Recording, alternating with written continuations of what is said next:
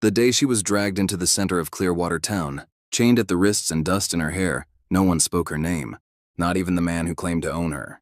He called her the silent Apache, as if lack of speech stole her humanity, as if stripping her identity made the cruelty more acceptable.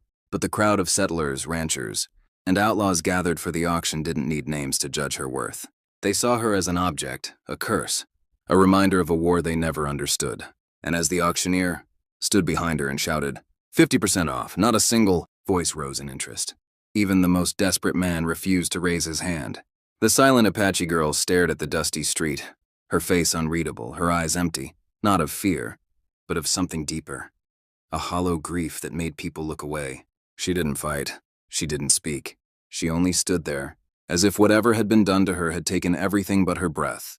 The auctioneer grew frustrated, his face red under the pressure of failure, barking rumors to provoke the crowd, that she was a witch, that she'd seen her whole tribe slaughtered, that she was cursed and mute because of some dark ritual.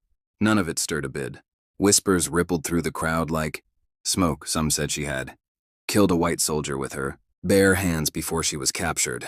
Others said she hadn't made a sound in months, not even when whipped, and that her silence was a mark of madness. But one man stood at the edge of the crowd, arms folded, hat low, watching not the auction but her, watching the way her eyes didn't search for mercy or escape or even death. He saw something no one else did, not madness, not savagery, but resignation so deep it wrapped around her like armor. His name was Elias Mercer, a quiet cowboy with a scar on his jaw and a reputation for never speaking more than needed. He wasn't rich and he wasn't holy, but when he raised his hand and placed the only bid, the town fell silent, confused by the sight of a man willingly buying what no one else wanted even for half price. Some laughed, some jeered. Some warned him that he'd regret wasting coin on a cursed girl, but Elias didn't respond. His eyes never left her, not when they unlocked her chains, not when she stumbled forward and fell to her knees, not when she didn't thank him, didn't look at him, didn't even acknowledge freedom or ownership, only silence, heavy and impenetrable. Elias signed the papers, took the rope tied to her wrists, and walked her through the crowd, ignoring the stares. He didn't drag her. He didn't push her. He simply walked and she followed, the dust swallowing their footsteps as if trying to erase the moment. He didn't speak until they reached his horse. "You're not going where he thinks you are," he murmured, nodding at the auctioneer behind them. "I'm not keeping you." She didn't react, and he didn't expect her to. Elias wasn't saving her, because he believed she'd turn grateful, or speak her story, or fall into his arms. He wasn't saving her because he needed redemption, or a companion, or a reason to feel like a hero. He'd seen something in her eyes that stirred a memory he'd never escaped. The look of someone already dead inside, still walking. A look he'd once carried himself after a massacre the world forgot.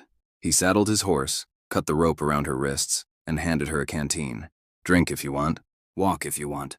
Stay or don't, I won't stop you." The girl's fingers trembled as she gripped the canteen, but she didn't lift it to her lips.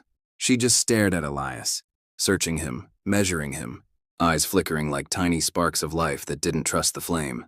For a moment he thought she might speak, but she turned away and started walking toward the open desert.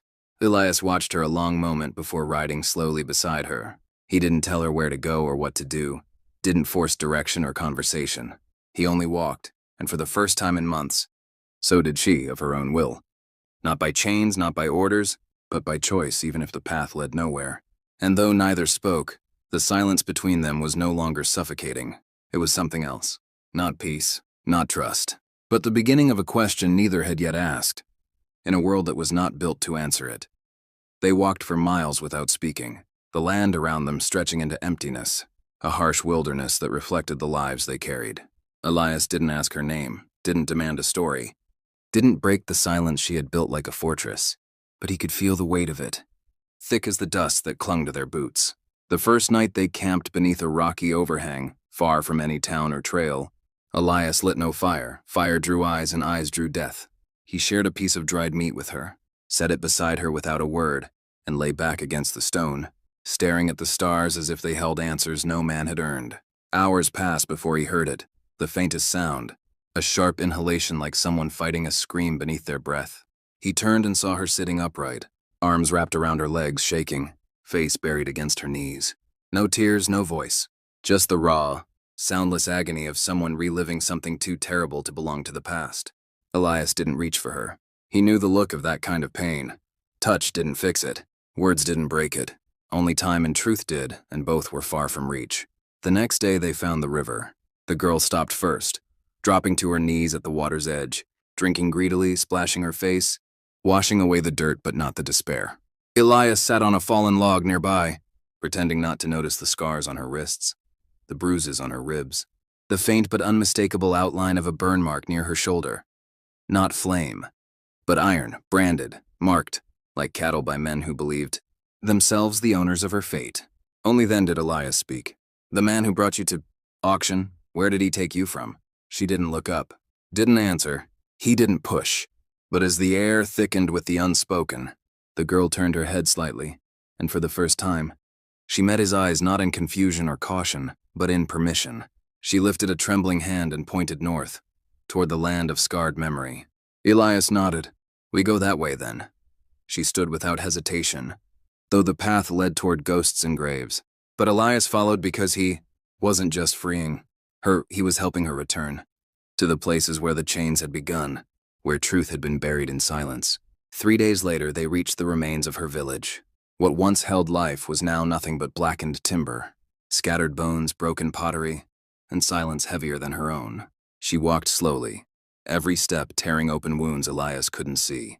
Then, she stopped at a small pile of stones arranged carefully, as if someone had tried to give dignity where the world had taken it. She knelt and placed her hand on the stones. And this time Elias heard her voice, not in words, but in a low, broken sound, a wound escaping through breath. It crushed him more than any scream could. He understood then. Her silence wasn't chosen. It was forced, beaten into her. The soldiers who rode through her village months ago weren't following orders. They were hunting thrill. They'd taken what they wanted, burned what they hated, silenced what they feared. She had watched her father shot, her mother dragged into the flames, her little brother taken. When she had screamed, they had struck her, throat with the butt of a rifle, until the sound died, until she could no longer call for help, no longer curse the men who destroyed her world. Her voice was the first thing they stole. Her freedom was next. Elias felt the earth tilt beneath him. He wasn't surprised at the cruelty. He'd seen men do worse, but he was shaken by her survival, by her ability to walk, breathe, exist after being hollowed out and sold like livestock. He wanted to say something, anything, but his voice felt useless. In a place where justice had never walked, the girl turned suddenly, looking past Elias toward the horizon. A dust cloud, riders. She froze, eyes widening with a terror that didn't need translation.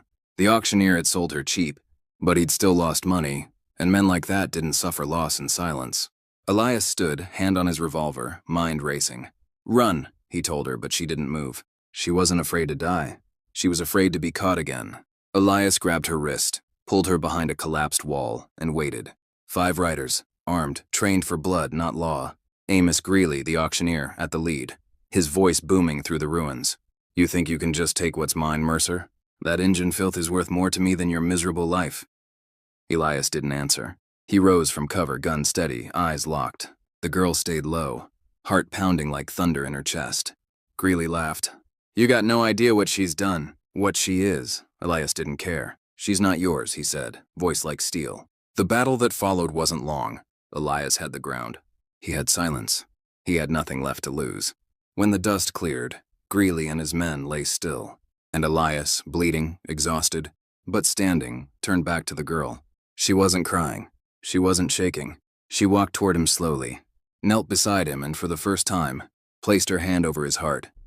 Not as thanks, not as bond, but as recognition that he had seen her not as a slave, not as a symbol, but as a person.